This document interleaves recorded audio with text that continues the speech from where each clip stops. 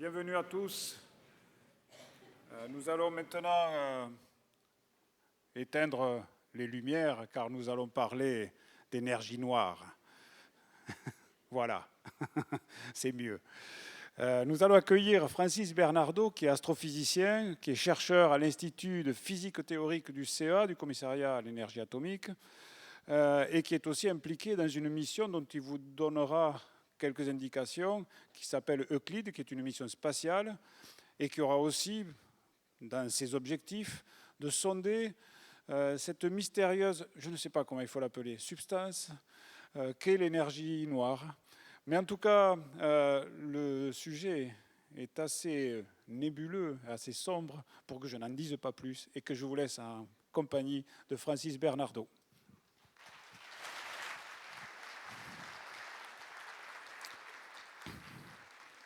Merci pour cette présentation. Effectivement, je vais plonger dans les mondes sombres. Je vais essayer de vous éclairer, du coup, sur cette énergie noire et de vous présenter un certain nombre, donc vous éclairer sur ce que peut être l'énergie noire. Alors, je ne vous cache pas que même les meilleurs théoriciens s'arrachent les cheveux pour essayer de trouver ce que ça pourrait être.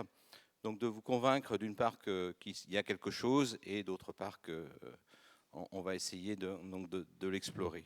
Alors l'image de fond de cette première slide, c'est pour vous rappeler comment est-ce qu'on explore l'univers à grande échelle. C'est soit par de l'imagerie, donc des poses profondes. Alors pour ceux qui font de l'imagerie amateur, là on est sur donc d'aller regarder le ciel noir, donc loin de la Voie lactée, loin de ce qui en général fait l'intérêt des observations astronomiques. Donc on pointe là où il n'y a rien apparemment pour observer très profondément et regarder la manière dont l'univers se structure. Donc c'est un des points, donc c'est l'imagerie. Je reviendrai un peu sur ce qu'on voit sur ces images. Et la deuxième grande sonde, ce sont la spectrographie. Donc de mesurer le spectre de ces objets. Donc par exemple une galaxie. Donc on va placer une fibre, par exemple, devant une galaxie pour mesurer son spectre et donc être informé de la composition, enfin en tout cas des raies d'émission, d'absorption de cet objet, en particulier pour ce qui, moi, m'intéresse, ça permet de savoir où elle est, c'est-à-dire à quelle vitesse elle s'éloigne de nous et en vertu de la loi de Hubble, à quelle distance elle est. Alors tout ça, ça me permet d'introduire Hubble, l'expansion de l'univers, puisque cette grande aventure intellectuelle qui est un peu de comprendre le contenu en matière, en énergie de l'univers, mais elle commence avec Einstein, bien sûr, il va être le fil rouge de ma description, mais elle commence avec les premières observations là, et qui datent des années 20. C'est à cette époque qu'on comprend que la Voie lactée n'est qu'une galaxie, n'est qu'un îlot d'étoiles et qu'il y a plein de choses derrière, il y a d'autres galaxies. Et c'est en commençant à regarder de près ces galaxies que Hubble en particulier, il mesure à la fois, est capable de mesurer leur distance, donc c'est les premières mesures de distance à l'aide des céphéides. Donc on comprend à cette époque-là que ce sont des objets qui sont loin, et Hubble, lui, mesure aussi des spectres. Je vais tout de suite vous les montrer, si ça veut bien marcher. Ah, j'étais un petit peu vite. Voilà des spectres tels qu'ils pouvaient être mesurés dans les années 30. Donc, pour dire quoi? Pour dire qu'il y a peu d'ambiguïté sur justement ces mesures de spectrographie. On retrouve, alors c'est peut-être pas très évident sur ces images, mais ça l'est sur des spectres plus modernes, on retrouve des systèmes de raies là, que je vous pointe. Avec ce qu'on voit en haut et en bas, ce sont des raies de référence qui permettent de calibrer la mesure de ces spectres, et en mesurant le décalage, donc le décalage vers le rouge de ces raies, donc le fait que les longueurs d'onde sont augmentées à peu près systématiquement lorsqu'on se regarde ces nébuleuses lointaines, eh bien ça a permis à Hubble d'établir sa loi phénoménologique qui dit que plus on est loin, plus on s'éloigne vite, plus le redshift est important. Alors ce n'est pas tout à fait vrai dans l'univers très local, parce qu'il y a des mouvements particuliers de galaxies dans notre univers local qui sont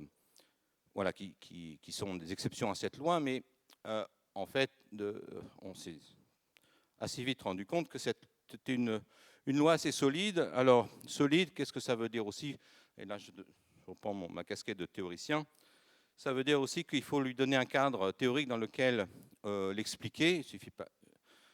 Et là, on le doit en particulier non seulement à Einstein, évidemment avec la relativité générale, mais surtout à Lemaitre, qui a compris quel sens physique donner aux solutions particulières des équations d'Einstein qu'il avait sous la main et que d'autres avaient trouvées, donc qui s'appellent les équations de Friedmann, Lemaitre, Bertson-Walker, qui décrivent eh bien, le comportement de la métrique d'un univers homogène isotrope, hein, ce qu'on va supposer, j'y reviendrai un petit peu a priori, et donc le comportement de cette métrique eh bien, conduit à l'idée d'un univers en expansion, vraiment en expansion, c'est-à-dire que les objets s'éloignent les uns des autres avec une certaine vitesse, d'autant plus grande qu'ils sont loin les uns des autres. Donc c'est Lemaitre qui a compris ça et qui a au passage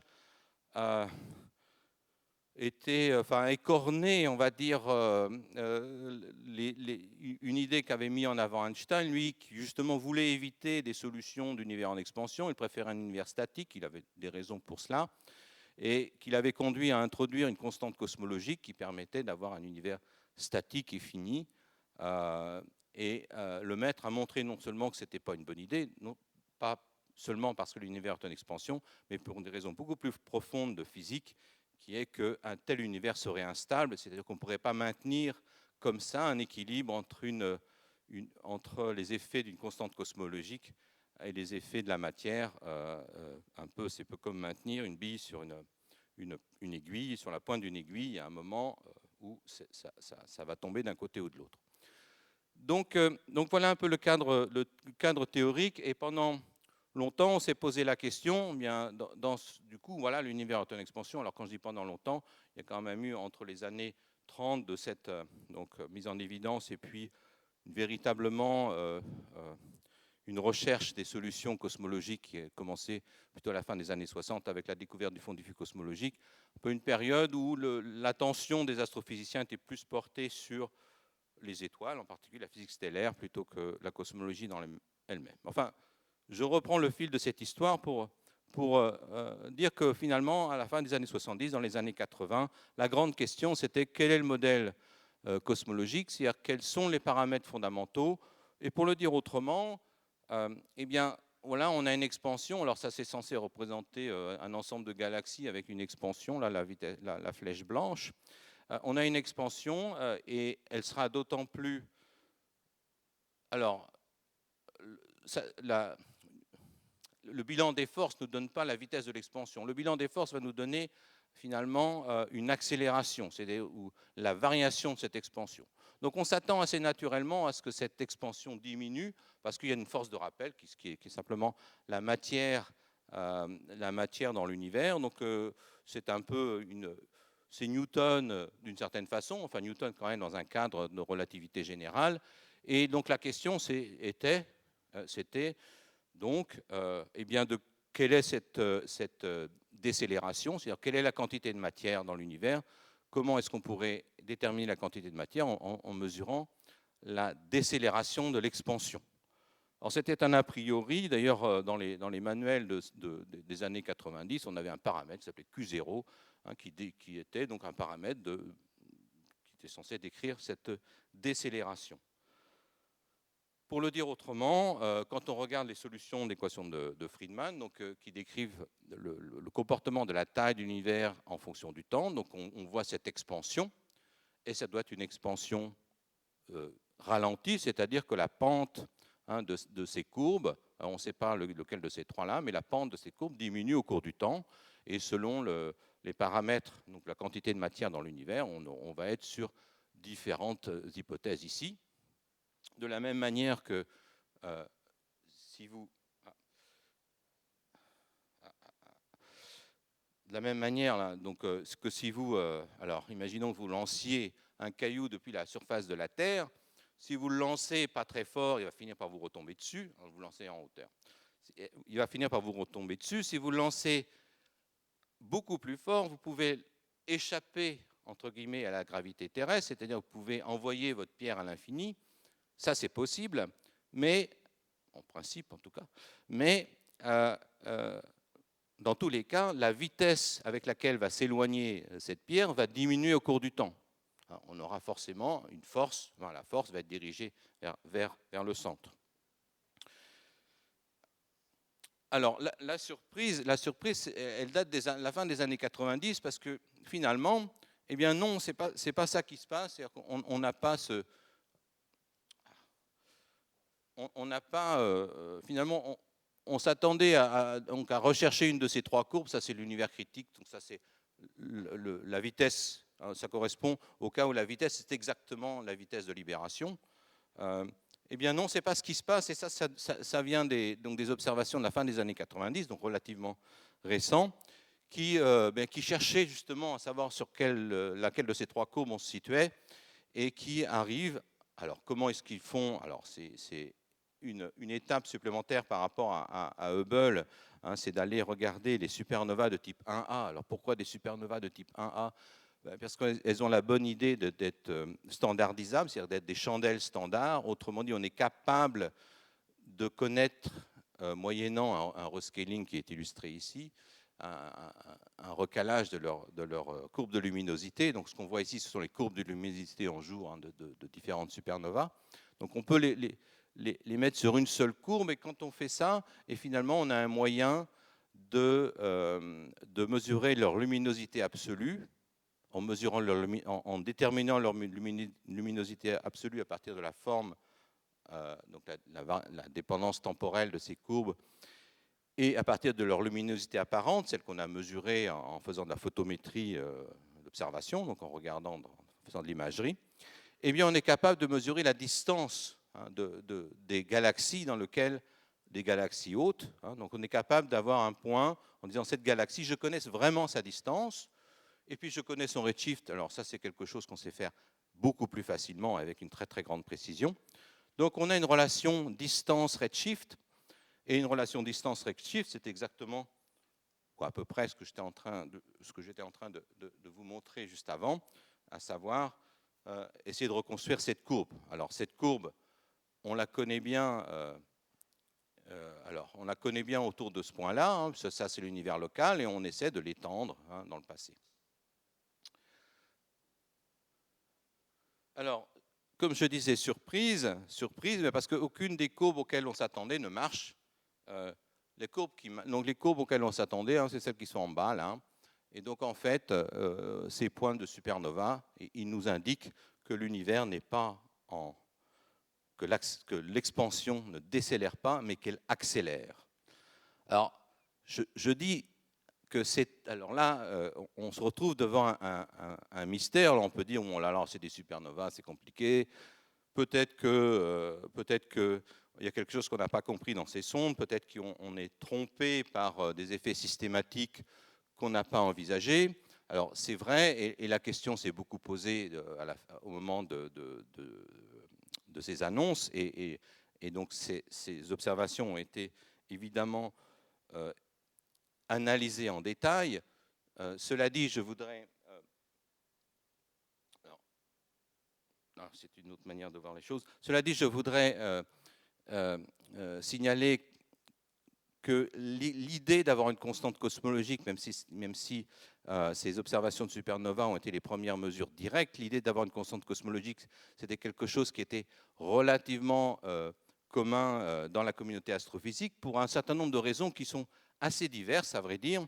La première raison, c'est l'âge de l'univers par rapport à l'âge des étoiles. Alors, l'âge de l'univers, c'est donné par justement l'histoire de l'expansion de l'univers. Donc, le fait remarquable, en effet, c'est qu'il y a un âge. C'est-à-dire que pour une valeur de la constante cosmologique et pour un contenu en énergie de l'univers, on a un âge de l'univers qui varie on va dire, de 9 à 13 milliards d'années. Alors, 9 milliards d'années, c'est si on n'a pas de constante cosmologique. Si on rajoute une constante cosmologique, on peut rendre l'univers plus vieux. On peut retarder ou éloigner dans le temps, hein, le Big Bang, le début. Et donc donner plus de temps à un certain nombre d'objets de l'univers pour évoluer. Et c'est en particulier le cas des étoiles. Donc ça faisait déjà pas mal de temps qu'on comprenait assez bien la physique stellaire, donc l'origine, hein, du rayonnement des étoiles, et donc on était capable de donner un âge des étoiles. Et c'était quand même jusque donc dans la fin des années 90, on se retrouvait confronté à une difficulté tout de même assez importante, qui était que les étoiles les plus vieilles se devenaient plus vieilles que l'univers lui-même si on persistait à ne pas vouloir introduire de constante cosmologique. L'autre solution, c'était d'aller vers une constante de Hubble beaucoup plus petite, c'est-à-dire plutôt que d'aller sur des mesures de l'ordre de 50 à 70 km par seconde et par mégaparsec, c'était de descendre à 30 km par seconde et par mégaparsec pour redonner un âge plus canonique à l'univers. Mais les observations, enfin les mesures de H0, elles aussi avaient la tête dure et maintenaient des valeurs au-delà de 30, au-delà de 50, pardon, et donc, qui étaient donc incompatibles avec les problèmes d'âge de l'univers. Il y a d'autres observations qui aussi pointaient vers cette difficulté, qui était par exemple l'analyse de la composition des amas de galaxies, où on se rendait compte que la fraction de baryons, c'est-à-dire la fraction de matière ordinaire par rapport à la fraction de matière noire, était de l'ordre de 20%, et on savait que ce n'était pas compatible avec ce qu'on savait de la densité de baryons, si encore une fois, on persistait à ne pas introduire de constante cosmologique.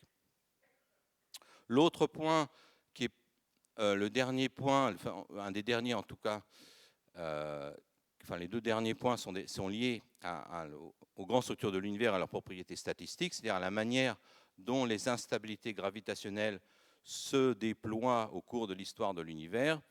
Et les mesures alors, des années 80, puis avec le satellite Planck sur le fond diffus cosmologique, ont montré qu'on ne pouvait pas non plus comprendre la forme de ces fluctuations si on persistait à ne pas vouloir introduire de constante cosmologique, c'est-à-dire à maintenir une densité d'énergie qui était la densité critique. Donc tout ça a fait que finalement, assez vite, l'ensemble de la communauté, en tout cas en astrophysique et même en physique théorique, a basculé dans ce sens, a accepté l'idée qu'il y avait effectivement une énergie noire, donc quelque chose qu'il fallait comprendre, et je reviens dessus, une énergie noire, ça veut dire que la pierre que vous lancez en l'air, eh bien, plutôt que de ralentir, elle accélère. Et on ne comprend pas comment c'est possible. Quand on vous envoyez, donc quand vous regardez finalement les forces qui sont responsables du mouvement relatif de deux objets, on ne voit pas ce qui pourrait faire que cette vitesse relative augmente, enfin accélère, plutôt que diminue. Donc la conclusion de ces études, et en particulier de l'ensemble de ces observations, en fait, ça donne ça, c'est le camembert qui décrit la composition en énergie aujourd'hui, dans notre univers aujourd'hui. Alors c'est beaucoup de noir. Il y a un peu de baryons, il y en a un peu moins de 5%. Donc les baryons, dans notre jargon, c'est la matière ordinaire, celle dont on est fait là. Les protons et les électrons, les noyaux qu'on connaît. Il y a de la matière noire. Alors ça fait déjà du temps que les astrophysiciens insistent pour dire qu'il y a de la matière noire. Alors elle reste noire parce qu'on ne l'a pas identifiée. On n'a pas identifié de particules qui correspondent à cette matière-là. Cela dit, ça reste une matière, j'ai envie de dire, ordinaire, dans le sens où la physique des hautes énergies a effectivement entrepris depuis maintenant un siècle disons, de cartographier, enfin, de déterminer l'ensemble des particules, l'ensemble des particules élémentaires qui constituent la matière. Et dans cette zoologie, on voit apparaître des particules qui sont assez étranges. On pourrait parler des neutrinos auxquels maintenant on s'est habitué, mais que les neutrinos, c'est finalement une certaine composante de matière noire, dans le sens où ce sont des particules qui n'interagissent pas avec les champs électromagnétiques, qui n'ont pas de charge, qui ont essentiellement une section efficace extrêmement faible, et si ce n'est leur masse qui existe, qui n'est pas nulle, mais qui n'est pas suffisante pour remplir ces 26% de matière qu'on a ici, si ça en fait un petit morceau tout de même. Donc, mais rien n'empêche, enfin en tout cas, il n'y a pas de principes fondamentaux qui empêchent l'existence d'autres particules qu'on n'aurait pas pu détecter dans les détecteurs, dans les accélérateurs. Je rappelle quand même que pour détecter une particule dans un accélérateur, il faut une énergie pour créer cette particule, et puis il faut une section efficace pour qu'elle puisse se matérialiser.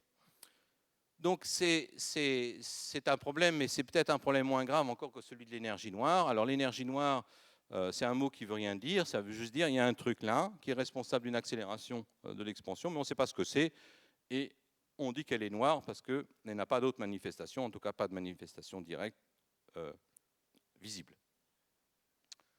Alors justement, je vais essayer d'y répondre quand même. Qu'est-ce que c'est? Qu'est-ce que ça pourrait être? Quelles sont les idées que les théoriciens mettent en avant? La première, eh bien, c'est un grand lambda, c'est-à-dire, c'est comme ça qu'on note la fameuse constante cosmologique qu'avait introduite Einstein dans la construction de la relativité générale au tout début, à tort. Enfin, en tout cas, il l'avait introduite pour de mauvaises raisons. Là où, évidemment, il avait raison, c'est-à-dire qu'il est possible, on ne met pas la théorie par terre en introduisant une constante cosmologique, c'est-à-dire qu'elle est compatible avec les équations de la relativité générale. Et donc, eh bien, c'est la première idée, c'est une constante, donc c'est une constante fondamentale, si vous voulez, de la théorie de la relativité, de la théorie de la gravitation. Et donc la théorie de la gravitation aurait maintenant deux constantes fondamentales, grand G, la constante de Newton, et puis celle-ci. Alors, les théoriciens, ils sont quand même assez, j'ai envie de dire, très mal à l'aise avec cette idée-là, parce qu'on aurait une théorie fondamentale avec deux constantes, mais deux constantes qui n'ont pas la même dimension, et qui, quand on essaie de les faire parler, c'est-à-dire qu'on introduit d'autres constantes comme h bar, comme la constante de Planck, de la mécanique quantique, donc déjà, on va chercher quelque chose qui vient d'ailleurs. Si on essaie de les faire se parler, c'est-à-dire de les comparer en introduisant d'autres constantes, eh bien, on se rend compte qu'elles ne se parlent pas bien, c'est-à-dire ces deux constantes diffèrent de plus de 100 ordres de grandeur. Donc c'est quand même un petit peu gênant d'avoir une théorie fondamentale dans laquelle il y a deux constantes qui sont de nature très très différente. Alors ça pointe vers l'idée que ce ne serait pas une théorie fondamentale, mais plutôt une théorie effective, c'est-à-dire que ce lambda, ça représente quelque chose qui n'est pas une constante fondamentale de la nature, mais quelque chose qui représente de manière effective un objet composite. Quelque chose, de la même manière, par exemple, que en tout cas la charge de l'électron, par exemple, c'est une constante de la nature, enfin, c'est une constante fondamentale. La charge du proton, c'est déjà plus compliqué, puisque elle est acquise par la charge des particules qui composent le proton, à savoir des quarks. Et je ne parle pas de la masse du proton, qui est encore un objet, une constante beaucoup plus compliquée, qui n'est pas une constante fondamentale de la théorie. Alors ça nous conduit donc. Alors, quand même, un mot sur les plus et les moins de cette proposition. Comme je disais, la difficulté, c'est le fait que ce soit deux constantes de la nature très différentes. Le côté intéressant, c'est que d'un point de vue observationnel, ça marche très bien. Donc, si je suis strictement intéressé par expliquer les données cosmologiques, eh bien, une constante cosmologique, ça suffit largement. Donc le modèle concordant de cosmologie ne dit pas plus, il dit, mais finalement, je peux expliquer beaucoup de choses, beaucoup de l'histoire thermique de l'univers, l'émergence des grandes structures de l'univers, la description de leur instabilité, en introduisant cette constante cosmologique. Alors comme je disais, les théoriciens sont mal à l'aise avec cette idée-là, et donc l'idée, ce serait donc non pas une constante, mais quelque chose d'un peu plus phénoménologique. Donc, par exemple, eh bien, l'idée d'introduire une quintessence. Alors, quintessence, ça veut dire la cinquième essence, autrement dit, pour le dire autrement, un espèce de nouvel état de la matière, donc quelque chose qui ne se comporte pas comme la matière ordinaire, donc pas un liquide, pas un gaz, pas un solide, pas un plasma, quelque chose d'autre qui aurait des propriétés assez différentes. Alors, ce n'est pas totalement une idée vraiment nouvelle, en tout cas dans le contexte cosmologique, puisque ce qu'on appelle l'inflation, donc une phase d'accélération, là, cette fois dans les premières périodes de l'univers, serait due aussi à un champ scalaire, une quintessence primordiale, qui serait donc due à un état un peu particulier d'un champ scalaire. Alors, les champs scalaires en physique, on n'en a pas beaucoup. Jusque récemment, on n'en connaissait pas, à vrai dire, à part l'idée de cette inflation. Mais depuis quelque temps, on en connaît un qui est le champ de Higgs. Donc cette idée a gagné d'une certaine façon en crédibilité avec la découverte du champ de Higgs, la particule de Higgs, qui est décrite en physique fondamentale par un champ scalaire. Et donc, l'idée serait qu'on aurait donc un certain champ qui aurait une certaine dynamique.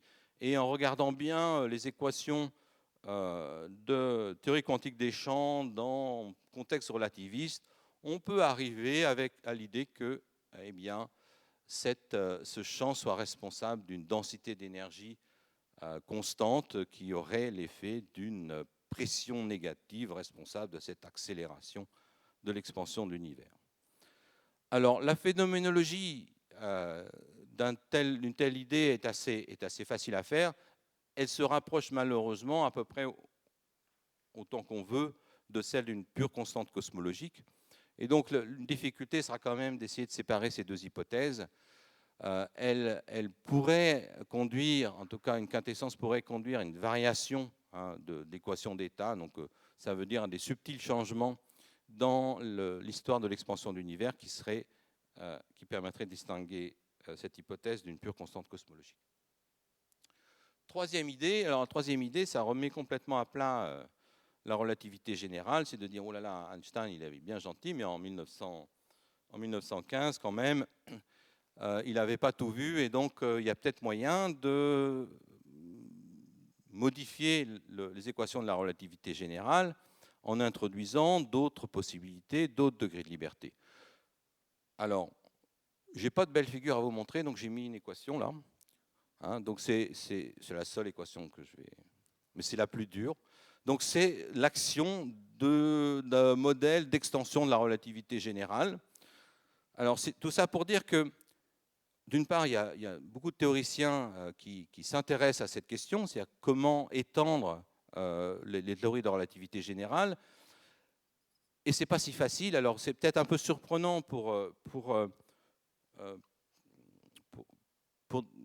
quand on n'est pas vraiment familier des problématiques de physique théorique. En fait, ce n'est pas facile de construire des bonnes théories. Einstein, il a construit une théorie extrêmement élégante avec très peu de principes. Le principe d'équivalence, donc l'équivalence de la masse inertielle et de la masse gravitationnelle.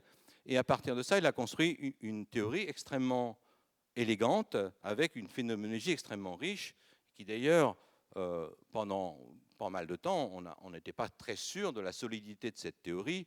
Il suffit, par exemple, l'existence de solutions de type trou noir a longtemps été incomprise d'un point de vue mathématique, parce qu'il y avait la notion d'horizon qui semblait être plus la preuve que la théorie ne marchait pas et conduisait à des espèces d'aberrations, d'objets aberrants dans sa formulation. Alors du coup, effectivement, lorsqu'on construit des théories, on va rajouter des degrés de liberté. Alors ça veut dire quoi, rajouter des degrés de liberté? Ça veut dire par exemple bien rajouter... alors je crois que j'ai une petite illustration de ça. Rajouter un nouveau champ de gravitation, c'est-à-dire dire qu'il n'y a pas qu'une métrique, il y en a deux. C'est de dire, je rajoute un champ scalaire qui va faire une cinquième force, qui va être responsable de ce qui va se passer à grande échelle. Alors je peux me dire, c'est facile, il suffit de le mettre ça dans mon équation, je rajoute un terme et c'est bon. Non, c'est beaucoup plus compliqué que ça. Et en fait, la question qui se pose, c'est est-ce qu'on ne va pas introduire des instabilités dans le système qui rendront la théorie impossible? Par exemple, on a vu qu'il pouvait, dans la théorie de la relativité générale, il y a des ondes gravitationnelles qui peuvent se propager. Donc, ce sont des instabilités qui se propagent, qui ont un comportement bien défini. Si vous rajoutez des degrés de liberté, le risque, c'est d'avoir spontanément qui se crée plein d'ondes gravitationnelles, que la métrique devient instable et qu'on sait que ça n'est pas la solution. Donc, ce n'est pas si facile. Et en plus, Einstein, la relativité générale, en tout cas, a passé un excellent test avec la détection, il y a j'ai un doute là, 2017, de la première coalescence non pas seulement pas que de trous noirs, comme vous avez entendu parler par Alain Riagello tout à l'heure, mais aussi d'étoiles à neutrons. Et alors, ce qu'on a vu, c'est l'observation simultanée ou quasi simultanée à la fois de la signature onde gravitationnelle et du sursaut gamma qui est associé avec l'événement de coalescence qui a eu lieu.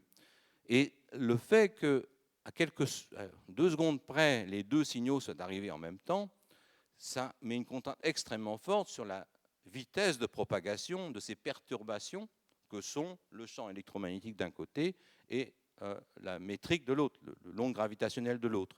Il y a toute une classe, en fait, des classes assez grandes de théories, en tout cas du point de vue des théoriciens, qui ont été exclues simplement par cette constatation-là. La vitesse des ondes gravitationnelles et la vitesse de la lumière, c'est pareil.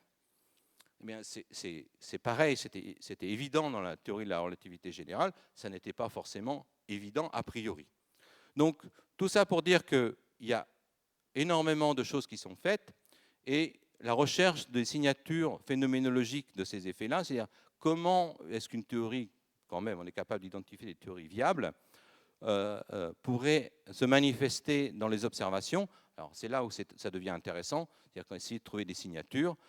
On sait que la relativité générale est extrêmement bien testée dans l'univers local, le mouvement des planètes autour du Soleil, donc on sait que localement, on ne peut pas beaucoup s'en écarter, mais on pourrait imaginer s'en écarter quand même à grande échelle. Et donc il y a des phénomènes qui s'appellent des phénomènes d'écrantage, des phénomènes très non linéaires que les gens essaient de regarder pour essayer de comprendre la phénoménologie de ces théories. Et puis la dernière hypothèse que je voudrais mettre en avant, eh bien, elle prend le contre-pied de ce que je viens de dire. Ce que je venais de dire, c'est qu'on va chercher à étendre la relativité générale. Le contre-pied, c'est de dire non, il faut être un peu plus confiant dans cette belle théorie qu'est la relativité générale et peut-être se poser la question de la manière dont on la traite, c'est-à-dire là, je vais, après avoir encensé le maître, je vais peut-être le critiquer.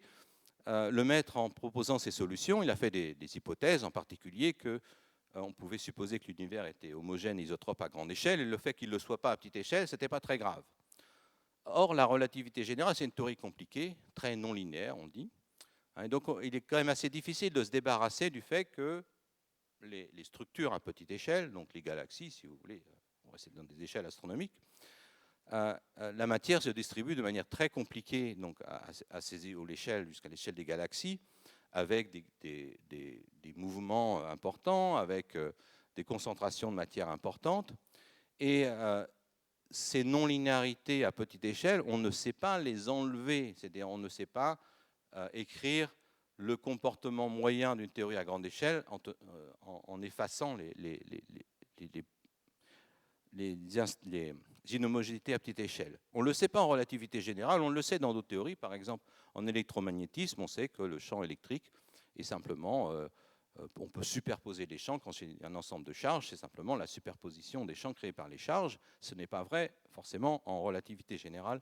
Et du coup, ça rend les calculs beaucoup plus difficiles. Et peut-être que finalement, en tout cas un certain nombre de théoriciens de relativité générale ont mis en avant cette idée. Peut-être qu'on ne sait pas bien faire ces calculs et peut-être qu'il faut revoir la manière de faire ces calculs et que la solution, on l'a devant les yeux, c'est-à-dire c'est bien la relativité générale, mais en faisant un peu mieux les calculs. Alors je dis ça, en même temps, quand on a essayé, on n'a jamais pu dire que ces effets seraient suffisants, même si on attend des effets seraient suffisants donc, pour changer le comportement à grande échelle de l'univers, et donc ça ne semble pas une solution viable. Cela dit, ce n'est pas un résultat mathématique exact, hein, ce sont des approximations de physiciens, et donc la porte n'est pas complètement fermée. D'un point de vue phénoménologique, là, on est un peu dans le flou. Cela dit, s'il y a des effets de relativité générale, ça veut dire qu'il y a des effets de métrique, et donc on s'attend à des effets visibles dans la métrique, et donc dans l'étude très précise de l'espace-temps. Alors après avoir un peu évoqué le qu'est-ce que c'est, j'ai quand même essayé d'avancer en disant et comment est-ce qu'on va pouvoir voir, alors avec des guillemets, cette énergie noire. Donc la voir, on ne va pas la voir de manière directe, bien sûr, puisqu'il n'y a pas de... Elle n'émet rien. Et donc on va essayer de la voir par ces manifestations indirectes, plus ou moins indirectes, pour essayer de mettre en évidence ses propriétés, son existence. J'ai déjà dit qu'on commence à être un peu confiant sur le fait qu'il existe quelque chose. Alors comment le voir? Alors ça c'est un diagramme que ceux qui s'intéressent à la cosmologie ont sans doute déjà vu, hein, qui reprend un peu l'histoire thermique de l'univers, hein, du Big Bang, la phase d'expansion, le fond diffus cosmologique, l'émergence des grandes structures. Tout ce qui se passe à gauche là, de mon pointeur, hein, tout ce qui est là, ça ne change rien qu'il y ait une constante cosmologique ou pas. Elle ne se manifeste pas à grand redshift, elle ne se manifeste pas dans la physique de l'univers primordial, elle se manifeste dans l'univers local voulant dire un redshift inférieur à 1, enfin, donc ça veut dire ce qui est accessible, hein, aux grands relevés de cosmologie, hein, donc des grands relevés de galaxies. Et donc, finalement, c'est l'étude précise, hein, de cet univers local qui va être pourrait permettre de lever un petit peu le voile sur cette énergie noire. Alors, comment? C'est d'abord l'histoire de l'expansion, donc ça j'en ai déjà parlé, hein, c'est un peu l'idée qu'à partir de chandelles standards ou de règles standards, on va être capable de mesurer l'évolution de l'expansion, donc l'évolution, le comportement de la constante de Hubble en fonction du redshift, le comportement des distances lumineuses en fonction du redshift, le comportement des distances angulaires. Donc là, on est vraiment sur réécrire, regarder de manière aussi précise que possible l'histoire de l'expansion. Mais on s'intéresse, enfin, mais c'est pas la fin, c'est pas la seule manifestation possible de l'énergie noire, comme je disais. Il peut y avoir d'autres manifestations. Et une autre manifestation, c'est de regarder l'univers d'une manière un peu plus dynamique, et notamment les instabilités gravitationnelles. Alors, qu'est-ce que je veux dire par là? Bien, on sait depuis les années 80 que la structuration à grande échelle de l'univers, la manière dont les galaxies se répartissent à très grande échelle, eh bien, se résulte des instabilités de gravitation. C'est-à-dire que quand j'ai une perturbation locale, une surdensité, une perturbation positive, eh bien, avoir tendance à être amplifiée par simplement autogravitation. Hein, c'était d'ailleurs le mécanisme mis en avant par le maître lui-même dès le début. Et ça, on sait que c'est le bon mécanisme, c'est-à-dire qu'on explique effectivement assez bien l'ensemble des grandes structures de l'univers de cette façon. Donc là, je crois que j'ai un petit film qui illustre la complexité de ce qui peut se passer. Donc là, vous voyez, petit à petit, les objets sont concentrés les uns sur les autres, hein, créent des structures de plus en plus compliquées, et c'est ça qu'on voit d'une certaine façon en regardant les grandes structures de l'univers. Alors le point que je veux mettre en avant ici, ce n'est pas tellement la complexité de cette dynamique, encore que ce soit intéressant en soi, c'est le fait que si vous changez l'histoire de l'expansion, eh bien vous changez les détails, hein, de ces instabilités. Et donc en regardant bien, hein, ces instabilités, la manière dont elles se développent au cours du temps, eh bien on est capable de dire aussi quelque chose sur l'histoire de l'expansion. Alors c'est encore une sonde de l'expansion elle-même. Et là, je vais commencer à aller chercher des sondes qui sont un petit peu plus fines. Et une que je mets en avant ici, hein, c'est les effets de lentille gravitationnelle. Alors les effets de lentille gravitationnelle sont aussi une première conséquence identifiée très tôt de la relativité générale.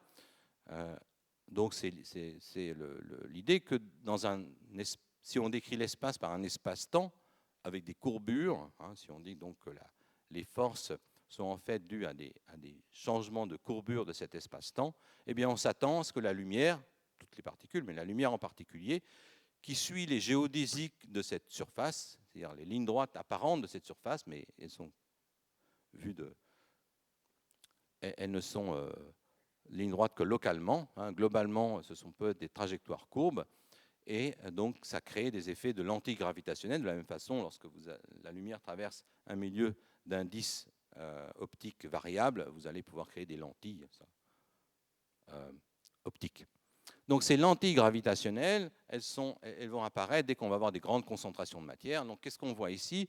On voit un amas de galaxies.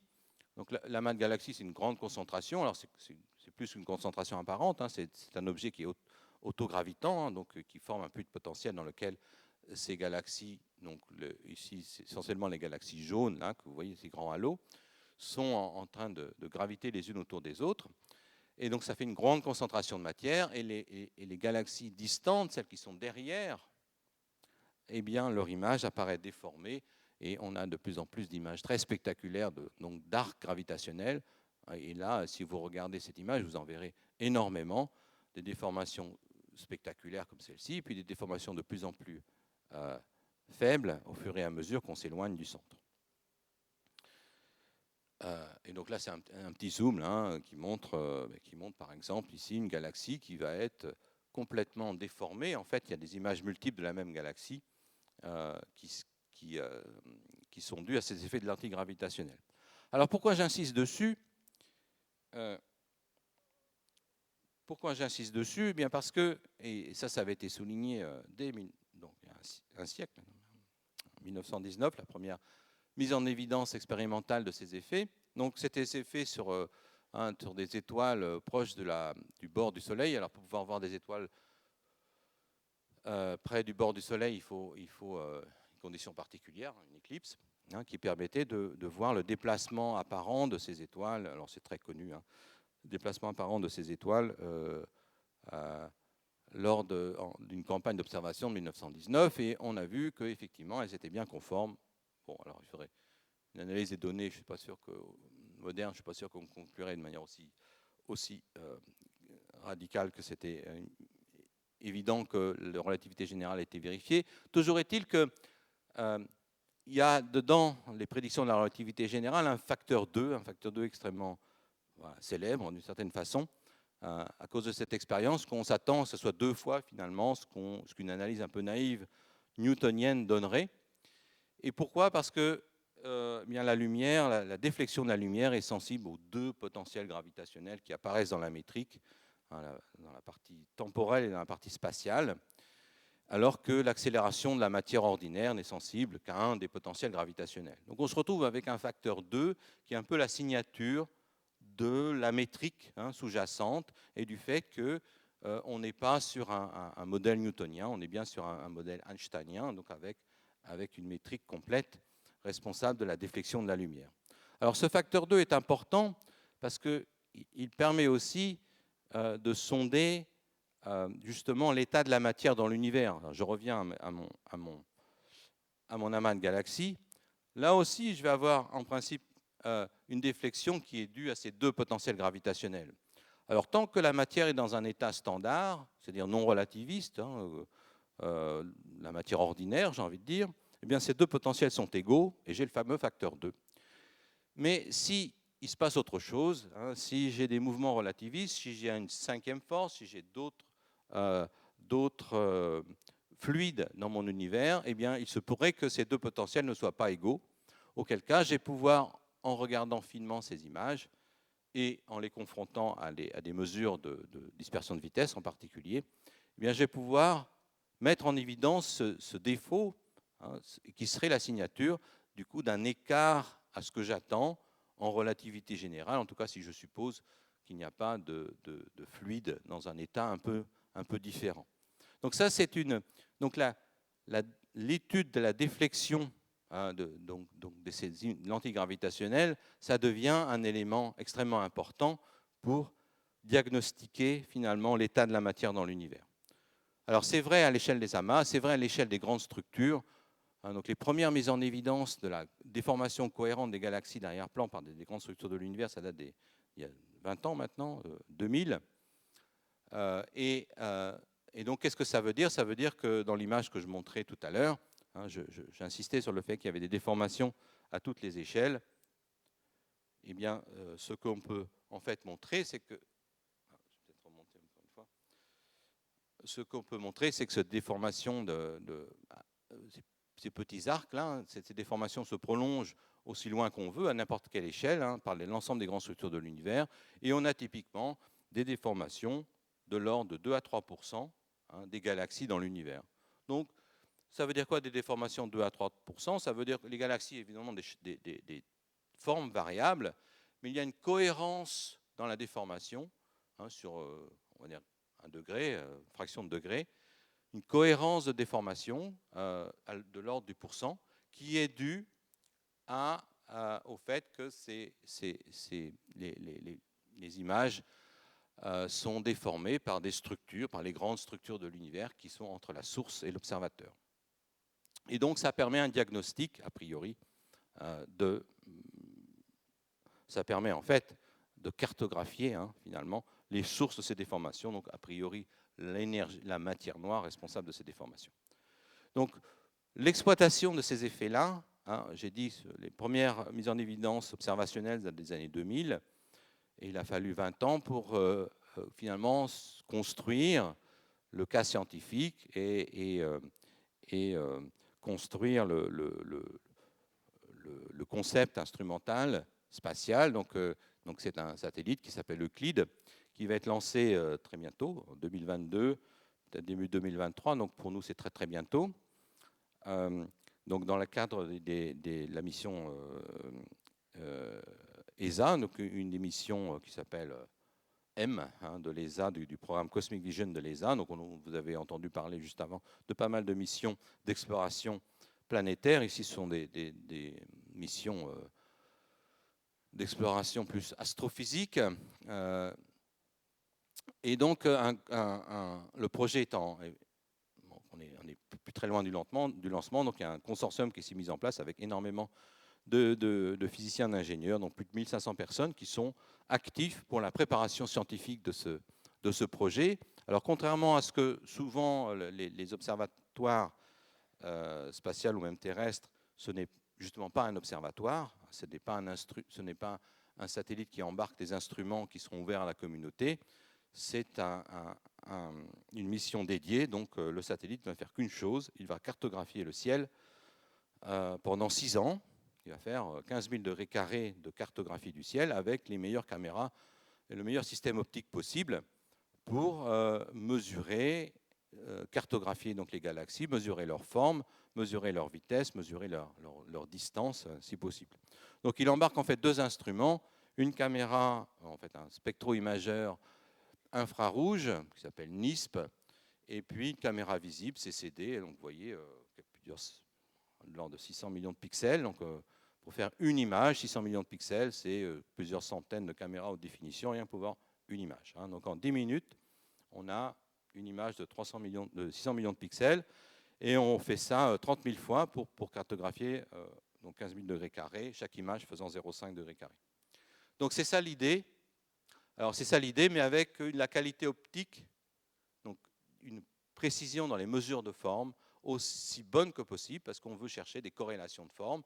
Je vous ai dit que les corrélations de forme sont de l'ordre de quelques pourcents, mais on veut pouvoir les mesurer, ces corrélations-là, elles-mêmes avec une précision de l'ordre du pourcent. Donc ça veut dire que mesurer un effet qui est à 1%, si on veut le mesurer à 1%, ça veut dire qu'il ne faut pas avoir de systématique, d'erreur dans les mesures de forme de départ, donc d'erreurs plus grandes que 10-4, que 1 pour 10 000, d'où ça veut dire donc une maîtrise du système optique de 1 pour 10 000.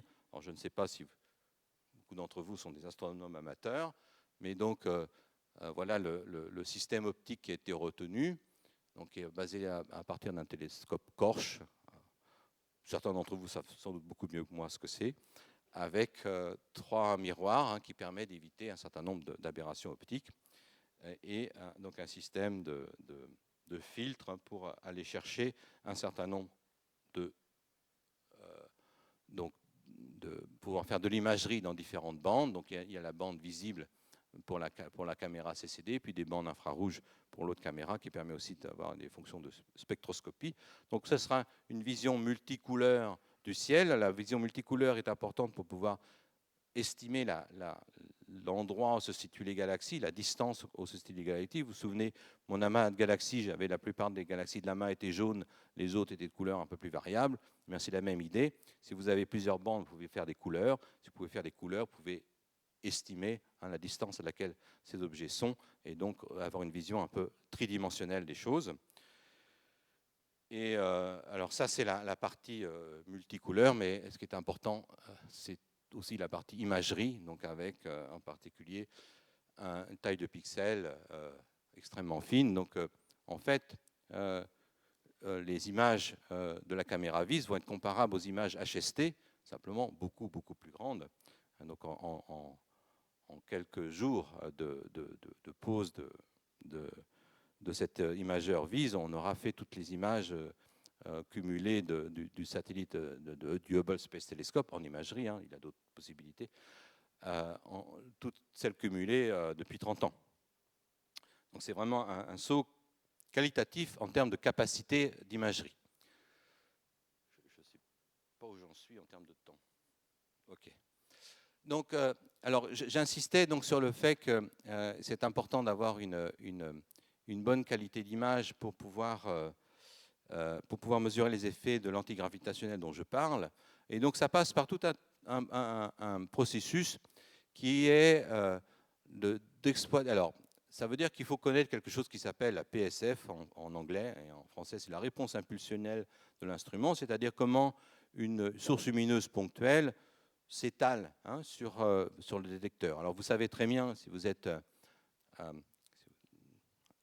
connaissances en optique, eh bien, il y a une limite qu'on ne peut pas dépasser, qui est la limite de diffraction. Donc la taille angulaire du télescope donne une résolution angulaire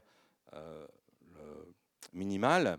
C'est la même raison pour laquelle il est très difficile d'aller mesurer des objets très très petits angulairement, et pour laquelle, eh bien, tout à l'heure, Alain Riazuelo insistait sur le fait que en ondes radio, on avait dû avoir un détecteur de la taille de la Terre pour battre cette limite de diffraction fondamentale. Donc là, on a un télescope d'1 mètre de diamètre, donc ça nous donne la taille pixel, enfin, la taille de diffraction fondamentale. Mais il y a d'autres effets, évidemment, qui vont se rajouter, et c'est l'ensemble de l'optique qui va qui risque d'affecter les choses. Et même dans l'espace, rien n'est totalement rigide. Le satellite est soumis à des variations de température, parce qu'il a une exposition au soleil qui peut varier au cours du temps, et donc à des légères déformations. Donc il faut être capable de mesurer très précisément le front d'optique, le front d'onde, et d'une part le modéliser, mais aussi d'être capable de le monitorer. Et en fait, c'est fait par des étoiles. Donc on va s'appuyer sur les étoiles. Alors une étoile là, une belle étoile, bien visible.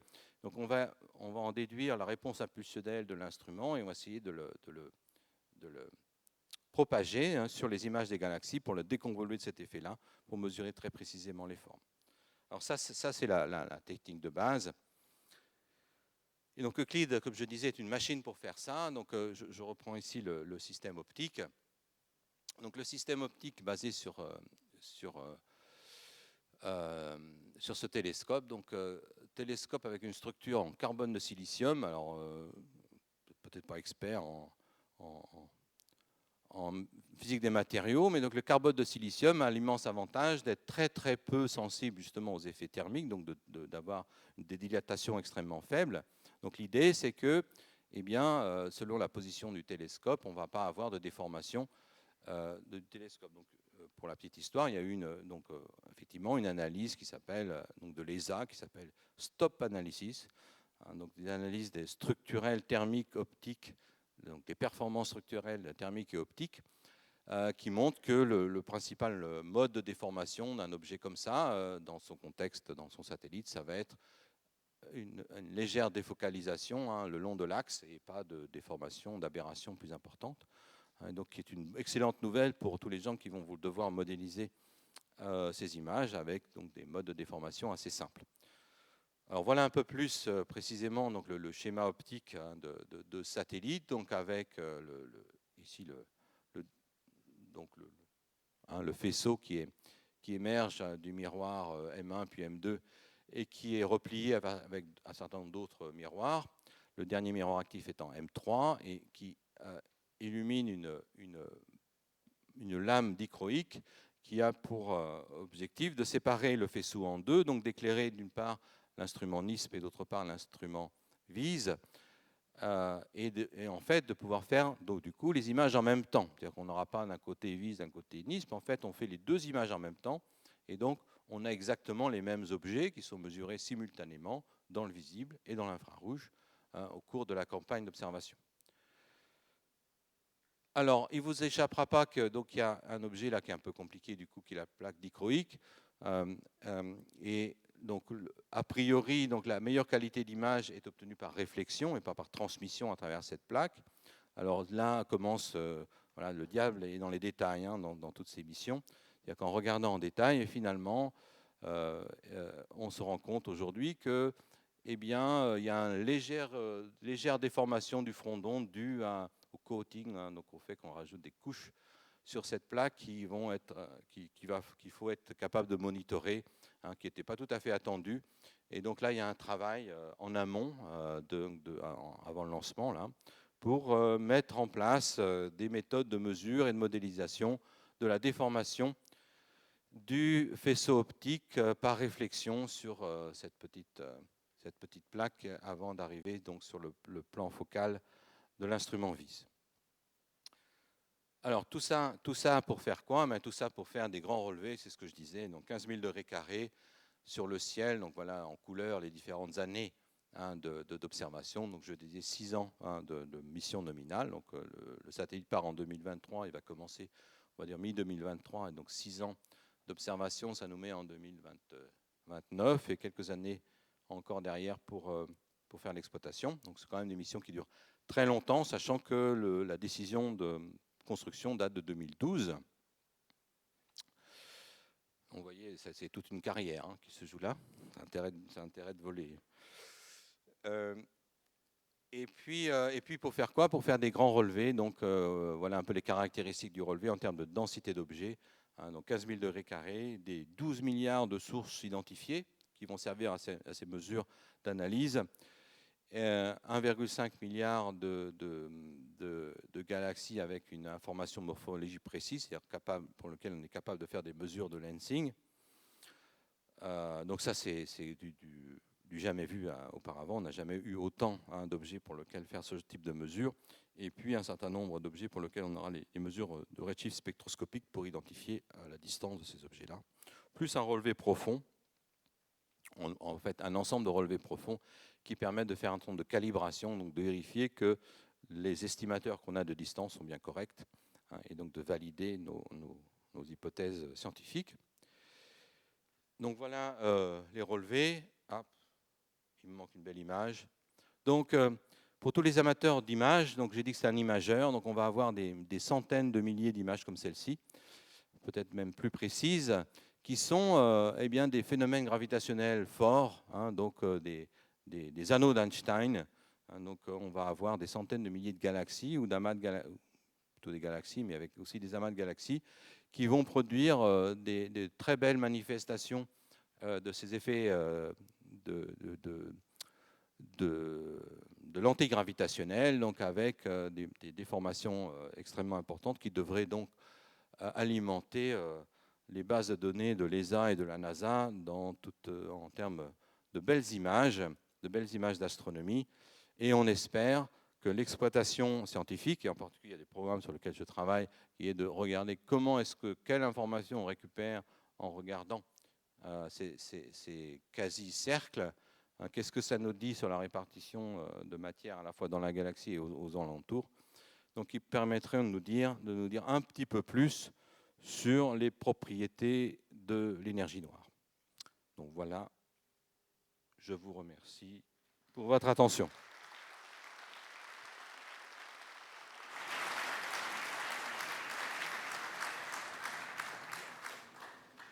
Je vous rappelle que la règle est qu'il n'y a pas de questions aux conférenciers dans la salle de conférence. Toutefois, vous pouvez retrouver Francis Bernardo d'ici quelques minutes au stand du libraire où il fera une séance de signature d'un de ses ouvrages en collaboration avec qui déjà? Avec Étienne Klein. Je ne sais pas s'il sera disponible. Peut-être, en tout cas, vous pourrez. Mais en tout cas, je peux répondre aux questions. Vous pourrez répondre, enfin, vous pourrez lui poser des questions. Il sera là, disponible pendant quelques dizaines de minutes, donc au niveau supérieur, au stand de la librairie. Merci à tous.